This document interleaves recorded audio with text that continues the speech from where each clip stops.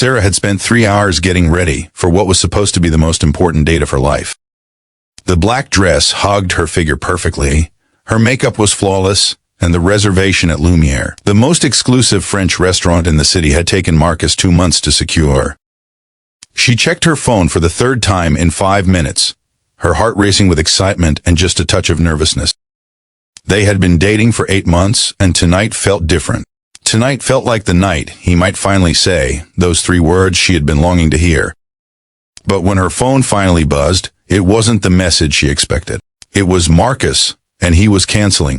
Her stomach dropped as she read the words on the screen, and for a moment, everything she had hoped for seemed to crumble around her. The initial shock quickly morphed into confusion, then hurt, then anger. Marcus had never canceled on her before. He was reliable, thoughtful, the kind of man who showed up early and always remembered the small details that mattered. But tonight, of all nights, he was backing out. Sarah's hands trembled as she typed out a response, demanding to know why. The explanation came quickly, but it didn't make sense at first. His elderly neighbor, Mrs. Chen, had fallen in her apartment. She wasn't seriously injured, but she was shaken and scared, and she had no family in the city. Marcus had heard her cries for help through the thin walls of their apartment building, and he couldn't just leave her alone. He was taking her to the emergency room to get checked out, and he had no idea how long it would take. Sarah stared at the message, her emotions swirling in a chaotic storm. Part of her wanted to be understanding, to be the supportive girlfriend who praised his compassion. But another part of her, the part that had spent 3 hours perfecting her appearance and had been dreaming about this night for weeks, felt crushed and forgotten. If you believe in the power of kindness and putting others first, even when it's hard, please hit that like button, drop a comment below sharing a time when someone's compassion moved you, and subscribe to this channel. Your support means the world, and it helps us share more stories that celebrate the goodness in humanity. Sarah sat on the edge of her bed, still wearing the black dress that now felt more like a costume than an outfit. She thought about calling her best friend to vent, about ordering takeout, and drowning her disappointment in ice cream and reality television. But something stopped her. She kept rereading Marcus's message, and slowly the hurt began to shift into something else. She thought about Mrs. Chen, whom she had met a few times in passing, a tiny woman with kind eyes, who always smiled and waved when they crossed paths in the hallway. She thought about what it must be like to be elderly and alone in a big city, to fall and be hurt with no one to call. And she thought about Marcus, who could have ignored the cries, who could have convinced himself that someone else would help, but instead had chosen to be the person who showed up. Sarah stood up, kicked off her heels, and made a decision that surprised even herself. She grabbed her coat, slipped into comfortable shoes, and headed out the door. The emergency room was exactly as Sarah expected: harsh fluorescent lights, the smell of antiseptic, and the low hum of suffering and waiting. She found Marcus sitting in the waiting area, his dress shirt wrinkled and his tie loosened, looking exhausted but alert. When he saw her, his eyes widened in surprise and something that looked like relief. He started to apologize immediately, the words tumbling out in a rush, but Sarah held up her hand to stop him. She sat down beside him without a word, and for a moment they just looked at each other. Then she asked where Mrs. Chen was, and Marcus explained that she was being examined by a doctor, that they were running tests to make sure nothing was broken, that she had been so scared and confused. Sarah could see the genuine concern in his eyes, the way his hands fidgeted with worry, and something in her chest tightened with an emotion she couldn't quite name. She asked if there was anything she could do to help, and the gratitude that flooded Marcus's face made her decision feel right in a way she hadn't expected. Over the next 4 hours, Sarah got to know Mrs. Chen in a way she never had before.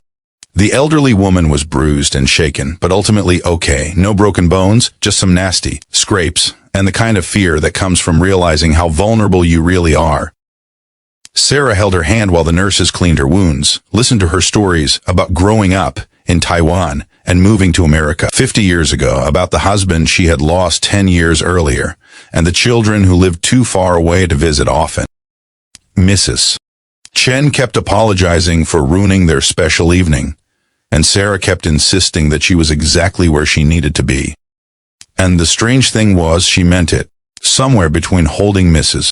Chen's hand and watching Marcus gently help the older woman into a wheelchair, Sarah's disappointment had transformed into something deeper and more profound. She was seeing Marcus in a new light, not just as the charming man who took her to nice restaurants and made her laugh, but as someone who embodied a kind of goodness that couldn't be faked or performed. By the time they got Mrs. Chen back to her apartment, it was past midnight. Marcus insisted on making sure she was comfortable, that she had everything she needed for the night. Sarah found herself helping without being asked, making tea in Mrs. Chen's tiny kitchen, finding extra blankets, making sure the apartment was warm enough. They stayed until Mrs. Chen finally drifted off to sleep in her recliner, too afraid to go to her bedroom where she had fallen. As they quietly let themselves out and walked down the dim hallway to Marcus's apartment, Sarah felt something shift fundamentally in her understanding of what love really meant. It wasn't just the grand gestures or the fancy dates or the perfectly timed romantic moments. It was the willingness to show up for someone who needed help, even when it cost you something important. Marcus walked Sarah to her car, still apologizing for the ruined evening, still trying to make it up to her. But Sarah surprised him by laughing softly and shaking her head. She told him that the evening hadn't been ruined at all, that in fact, it had been more important than any fancy dinner could have been. She told him that watching him care for Mrs.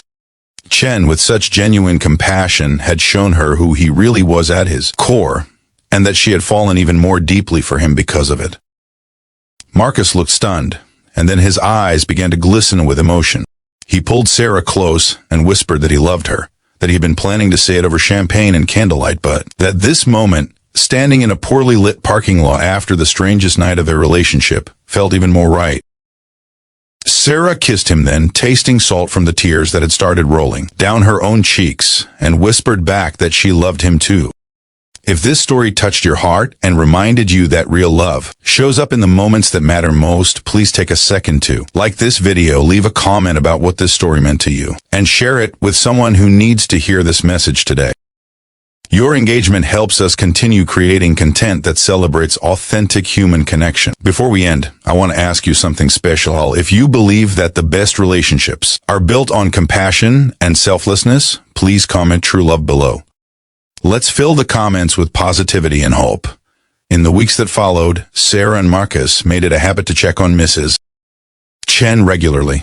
They brought her groceries, sat with her during lonely evenings, and eventually helped her connect with a community center where she could make friends her own age. The elderly woman blossomed under their attention, and Sarah found that the joy she received from these simple acts of service filled her soul in ways that fancy restaurants never could. She had gone into that evening expecting romance and gotten something far more valuable, a glimpse into the kind of partnership she truly wanted, one built not just on attraction and chemistry, but on shared values and genuine compassion for others. The reservation at Lumiere was eventually rescheduled, and the dinner was lovely, but Sarah barely remembered what she ate.